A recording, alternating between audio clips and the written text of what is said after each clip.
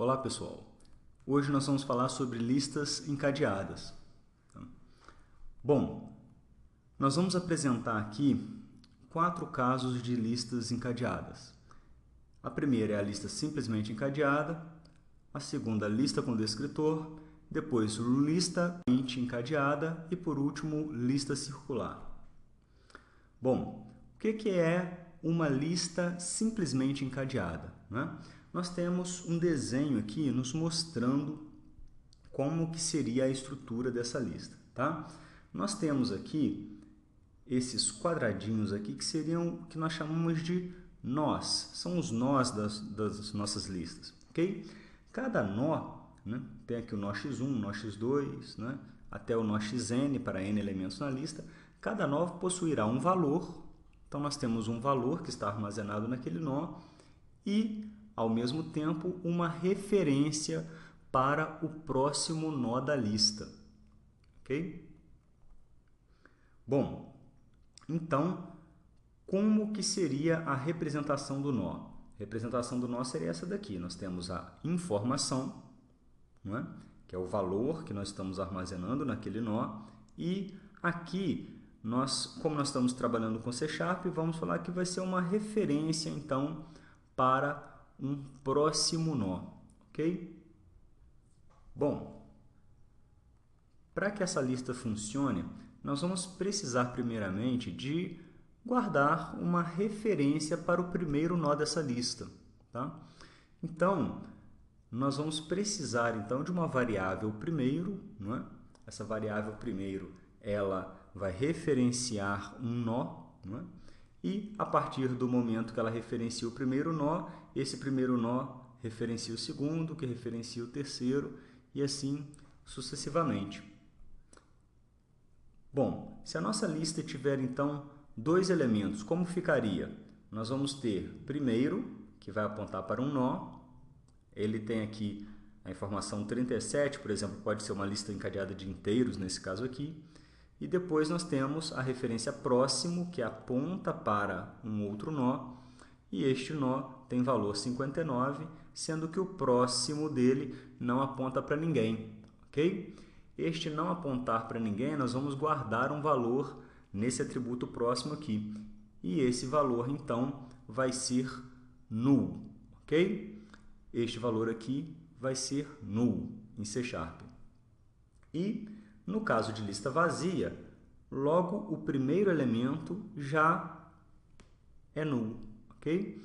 Então, primeiro é igual a null quando a lista está vazia. Se o primeiro for diferente de null, existem elementos na lista e a partir daí eu posso navegar, não é? Pelo primeiro, eu posso ler a informação dele, chamo o atributo próximo, leio a informação do segundo, chamo o atributo próximo, cheguei em null, estou no fim da minha lista.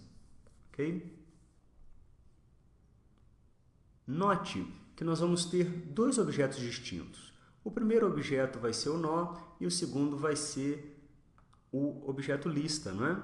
Então, nós vamos precisar de definir 2 classes, a classe nó e a classe lista encadeada. Na classe nó, nós vamos ter pelo menos 2 atributos, não é? Que é o valor, o primeiro atributo poderia ser o valor, que representa o valor daquele nó, não é? O valor daquele elemento que eu vou colocar ali, e também um atributo próximo. Esse atributo próximo, ele vai ser de qual tipo, não é? Tipo nó, ou seja, eu tenho uma classe nó que pode possuir um int valor, ou string valor, ou char valor, dependendo do tipo de dado que você vai utilizar para a sua lista encadeada, né? E também um atributo próximo. Esse atributo próximo, né, qual tipo de dado que nós vamos declarar, vai ser o tipo nó. Então, para você entender melhor como ficaria isso, nó que referencia um outro nó, você pode pensar numa pessoa. Uma pessoa possui uma mãe, sendo que a mãe, né, desta pessoa também é uma pessoa, ok? Então, uma pessoa possui uma mãe, que é uma pessoa, a mãe dessa pessoa também possui uma mãe, que também é uma pessoa, então você poderia mapear isso daí, né, na classe pessoa, possuindo um atributo mãe, que também é do tipo pessoa, ok?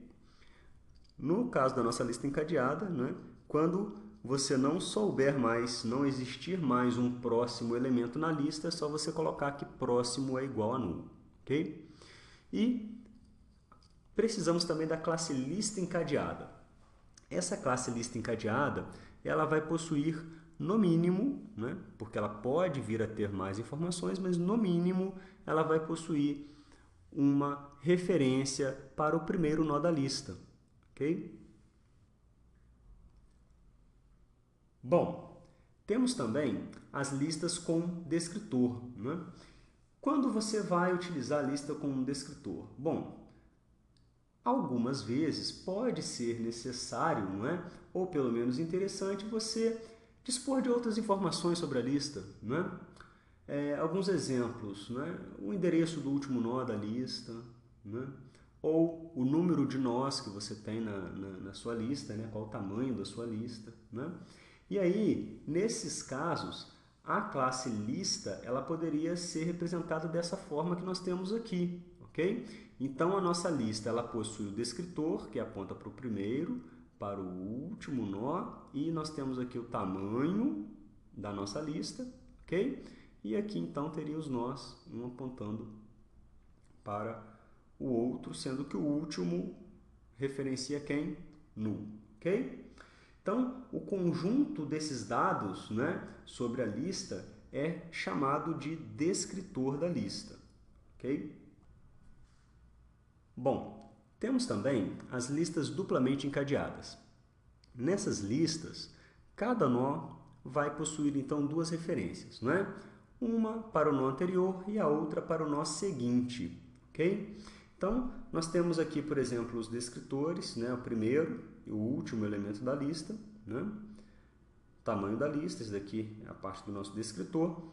E aí, cada nó que nós temos aqui, nós vamos ter uma referência para o anterior, o primeiro nó, o anterior dele. Quem vem antes do primeiro? Nenhum, então é null.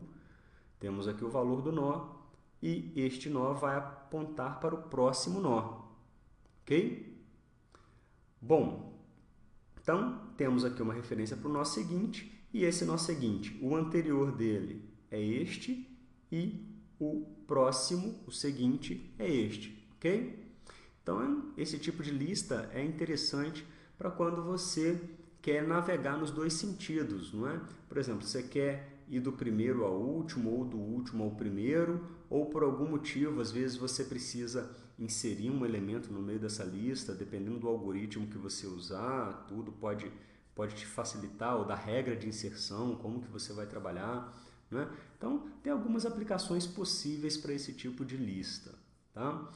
Note que o anterior do primeiro é null e o próximo do último elemento é null também, ok? Por último, vamos falar também das circulares, ok? O que é uma lista circular? É uma lista duplamente encadeada com os dois nós extremos unidos, ok? Então, como que funcionaria isto, essa lista circular, não é? Bom, nós podemos notar que cada nó possui uma referência para o anterior e para o próximo. Então, basta pegarmos o próximo do último, falar que ele corresponde ao primeiro e que o anterior do primeiro corresponde aqui ao último nó. Se fizermos isso, nós vamos ter então uma lista circular, ok? E aí eu pergunto quais são as modificações necessárias, ok? Para transformar uma lista encadeada, então, em uma lista circular. Bom, se você notar bem, você vai ver que em termos de estrutura, não temos muito o que mexer, não é? Por quê? Porque nós não vamos ter que criar nenhum atributo diferente, não é? A nossa lista duplamente encadeada já possui o primeiro e o último nó, não é? Basta eu ligar, né? Ao invés de falar que o último ponto próximo, né? O último ponto seguinte é igual a null, eu falo que é igual a primeiro, não é? Então eu liguei o último no primeiro, se for o caso da duplamente cadeada, nós vamos ligar o primeiro no último também, e aí já teremos uma lista circular. As diferenças mesmo entre as duas estruturas ficariam por conta de necessidade de implementação, né? Por exemplo, onde que eu vou inserir um elemento, não é?